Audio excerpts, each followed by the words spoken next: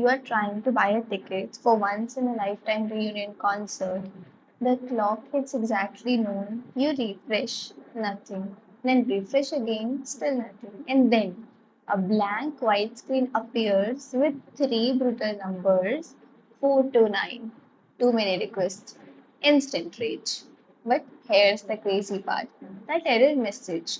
It might be the only reason that the website is still alive because behind that tiny error code is the one of the most important systems on the modern internet, the rate limiter, the invisible bouncer standing at the gates of every massive platforms on the earth. And today we are going deep into how it actually works. Not just conceptually, I mean the real architectures, the algorithm, the distributed system problems, the Redis tricks, the race conditions, and the engineering decisions that decide whether a platform survives traffic or collapses under its own success. Welcome to Deep Dive, a system design series where we break down the engineering behind the modern software systems after scratch. As we go deeper into AI and start building the real products, one thing becomes impossible to ignore. Great AI products are not built on models alone. They are built on strong systems, scalable infra, reliable architectures, and distributed engineering decisions. And that's exactly what the series is about. Not surface level theory, real production engineering, the kind that powers platforms used by millions of people every day. If you're new here, I'm Harshita Kathuria, Associate Software Engineer at ServiceNow, and on this channel, we go beyond the hype and the actual engineering behind AI and scalable systems. The real problems, the real failures, and the fixes the most people never see until something breaks in production. So let's start with one of the most misunderstood systems on the internet, rate limiters, because they are not just traffic controllers, they are survival systems. Why rate limiting exists. Most people think rate limiter exists for one reason, prevent server crashes. That's true, but honestly, that's the only surface. Rate limiter is actually about control. Controlling attacks, controlling cost, controlling fairness, controlling survival. Because the internet is chaos. Imagine launching a sneaker drop. 1 million people hit your servers at the exact same time without a rate limiter. Your infra becomes a battlefield, CPU spikes, database locked, caches exploded, queues back up, everything melts, and it gets worse because not all traffic is human. Some traffic is malicious. Bots trying millions of passwords, scrapers hammering APIs, DDoS attacks flooding endpoints. A rate limiter becomes your first line of defense, your digital security guard. But here's the part most engineers do not realize early enough. Limiters also protect your money. The modern apps rely heavily on third-party APIs like Stripe, Twilio, OpenAI, weather APIs, credit score systems, fraud detection services, and most of these charge per request. Now imagine a developer accidentally ships a bug, a tiny infinite loop. One API call becomes a million API calls in 10 minutes. Congratulations, your startup just burned through 6 months of runway before lunch. Rate limiter prevents that catastrophe. It acts like financial circuit breaker. Where should the rate limiter live? This becomes the first major architecture decision. Do you place the limiter inside your servers or in front of them? Technically, you could enforce limits on the client side, inside the browser, inside the mobile app, but that's basically security theater because clients lie. Attackers can modify apps, bypass browsers, forge requests, spoof traffic. You cannot trust the client to limit itself. So the real battle happens server side. There are two common approaches. Option 1, build it into your API servers. Every request reaches your backend, your application itself checks limits. This gives maximum flexibility, maximum customization, maximum control. You can build custom algorithms, custom business logic, custom user tiers, but it also means you own everything. Scaling, fault tolerance, monitoring, distributed synchronization, edge replication, maintenance, and that gets complicated very fast. Another option is use an API gateway. This is what most modern systems do. An API gateway sits in front of an infra like in a giant checkpoint. Every request passes through it first. It handles authentication, SSL termination, routing, caching, logging, and then rate limiting. Before traffic even touches your backend, think of it like a airport security. Passengers get filtered before reaching the plane, and honestly, for many companies, this is a smarter choice because building distributed infra is expensive, very expensive. So instead of spending months building your world class limiter, you outsource the problem of infrastructure exports. AWS API Gateway, Cloudflare, Nginx, Kong. The trade off is obvious. You lose some control, but gain massive operational simplicity. Classic engineering compromise, control versus speed. The brain of the bouncer, the rate limiting algorithms. Now comes the interesting part. How does the limiter actually decide who gets locked? This is where the things become mathematical and surprisingly elegant. There are two major families of the algorithms, bucket algorithms and window algorithms. Let's start with buckets. The token bucket algorithm. This is one of the most famous rate limiting systems ever created, used heavily by companies like Stripe, Amazon. Imagine every user owns a bucket. Inside buckets are tokens, maybe 10 tokens maximum. Now imagine a machine slowly refilling that bucket over time. One token every second. If that bucket becomes full, extra tokens are discarded. Now here's the rule. Every API requests cost one token. If your bucket has token, you are allowed through. If your bucket is empty, you get blocked. Simple but incredibly powerful because the algorithm allows traffic bursts naturally. Imagine you haven't used an app in a while. Your bucket fills completely. Now suddenly you click 5 buttons instantly, no problem. The bucket already stored capacity for the burst. This mirrors human behavior perfectly. Humans do not interact with apps in perfectly smooth patterns. We pause, we read, we scroll, and then suddenly spam clicks. Token buckets handle this beautifully.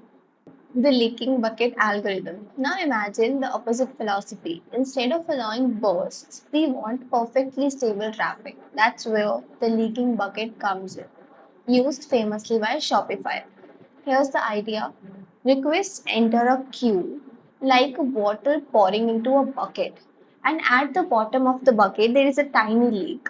Requests exit at a fixed speed, always constant, always predictable, maybe exactly 100 requests per second. No matter what, this creates incredibly stable backend traffic. Your database never experienced terrifying spikes. The flow becomes smooth, controlled, manageable, and but there is a dark side. Imagine a flash sale, a PlayStation launch, Taylor Swift tickets, 1 million users arrive instantly.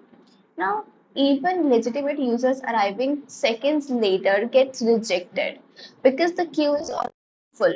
The system starts favoring older traffic over newer traffic. That's dangerous because real world traffic is unpredictable and tuning the system becomes extremely difficult. Too small a queue, users gets blocked instantly. Too large, latency explodes. This is why leaky buckets are powerful but tricky. Fixed window counter. Now we move into the second family, window algorithms. The simplest is the fixed window counter. The one is brutally straightforward. Imagine time divided into strict blocks, like 12 o'clock to 1 minute past 12. Another window could be 1 minute past 12 to 2 minutes past 12, and so on.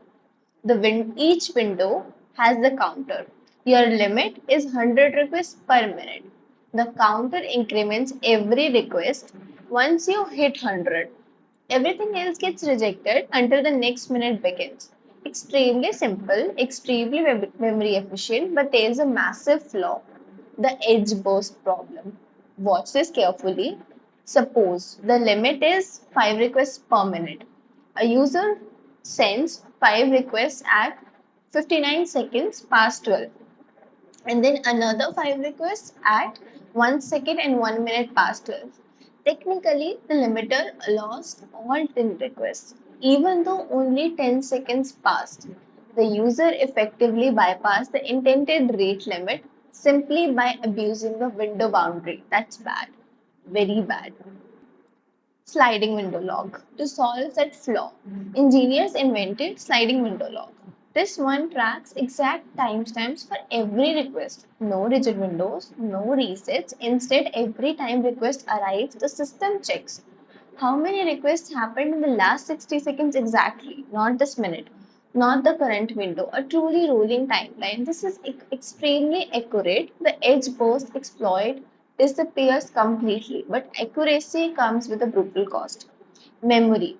Imagine tracking exact timestamps for millions of users continuously. That becomes enormous and expensive. Your servers are constantly writing timestamps, sweeping old entries, updating logs, and managing memory. At scale, this gets heavy fast. The sliding window counter, the Goldilocks solution. This is where the engineering becomes beautiful because the industry realized something important. Perfect accuracy is expensive, but rough estimates can be incredibly efficient. So engineer combines both the approaches. The sliding window counter stores current window count and previous window count. Then it uses the math to estimate the traffic. And here's the formula: the current requests plus previous requests into overlap percentage.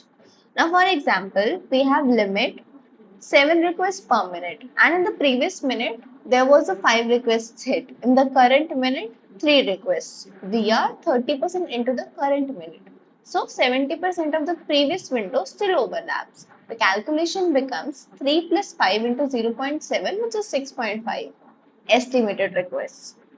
Since limit is 7, the request passes. This is genius because memory usage becomes tiny, yet accuracy remains incredibly high. Cloudflare actually tested this algorithm at scale across hundreds of millions of requests. The error rate around 0.03%, practically nothing. This is why modern infra heavily favors this approach. Why Redis dominates rate limiting. Now comes the infra layer. You cannot run these systems efficiently on traditional databases. Too slow. Rate limiting requires lightning fast operations. Microseconds matters, which is why Redis became the industry standard. Redis lives entirely in memory. No discretes, no heavy queries, just raw speed. And it provides two perfect commands: incree and expire. Incree increments a user's counter instantly, and expire automatically deletes that counter after the time window ends. Elegant, minimal, fast. This is exactly what rate limiting needs. The terrifying problem of race condition. Now things get scary. Imagine two requests from same user arrive simultaneously. Both read the counter value 9. Both independently incremented. Both write back 10. The system just lost the request. The counter should have been 11. This is called a race condition.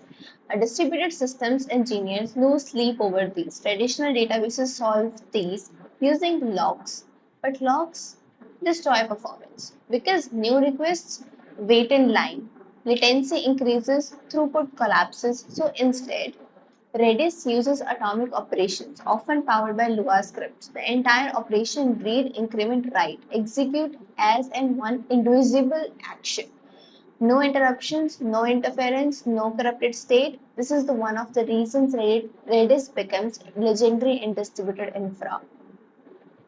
Stateless state limiters. Now imagine scaling globally. You do not have one limiter anymore. You have thousands. Requests bounce between servers constantly. A user might hit limiter A, then B, and then C. If each limiter stores local memory, the system breaks immediately because no limiter has the full picture.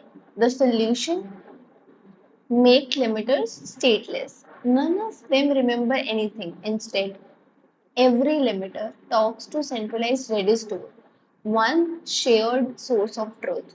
This solves synchronization beautifully, but introduces another problem: latency. Because geography matters.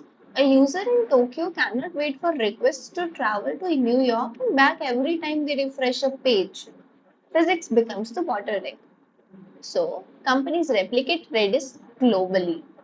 edge locations, regional clusters, distributed data centers, traffic always routes to the nearest infrastructure node. This is exactly how platforms like Cloudflare achieve insane performance globally. The crazy reality of a single 429 error. Now, think about this. The next time you see 429 too many requests, understand what just happened behind the scenes. In milliseconds, your requests traveled across continents. A distributed checked shared Redis store. Atomic operations safely updated counters. A signing window algorithm mathematically estimated your traffic behavior. Headers were generated telling your app when to retry. All this happened before the page even finished rendering.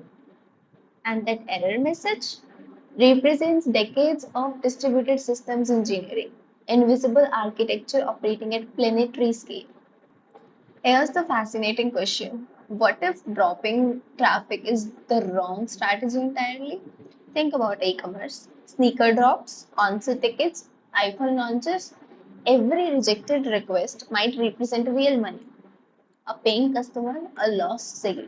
So instead of rejecting traffic with a 429, what if we quietly queued it? And what if users entered a digital waiting room instead? Not rejected, just delayed. Now the psychology changes completely. The system no longer says go away. It says stay here, we'll get to you. That single architectural decision transforms the entire emotional experience of an application. The bouncer stops acting like a guard and starts acting like concierge. And honestly, that's what great system design really is. Not just handling traffic, but shaping human behavior at scale. So that was it for the video. If it genuinely helped, make sure to hit the like button and subscribe to the channel if you want to follow along. It keeps me motivated to bring up the next video. I hope to see you there. Bye bye.